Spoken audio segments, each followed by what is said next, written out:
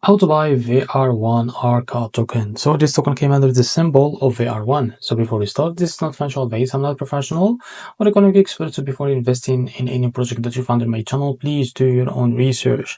And also there's a referral code down in the description. You can get free money rules on crypto with the best referral code. Simply goes below. Find your account, enjoy the benefits, check them out in the description.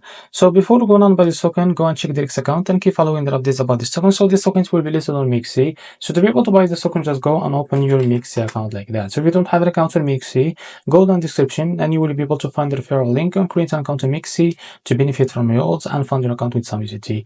So go on search bar and type VR1 like that, and as you can see you will be able to find this pair. Now click on it. So wait a few seconds to load this page. As you can see here, this token will be live for trading in about 13 hours from now. So until that date, go and click on limit. Here you can type how much you want to buy, and here you will be able to see the total that you should pay of that USDT on your account. Now click on buy VR1. In about a few seconds to a few minutes, this token will be added to your account after you buy it. So this is how to buy VR1 token. If you found this video helpful, please like and subscribe. See you next video.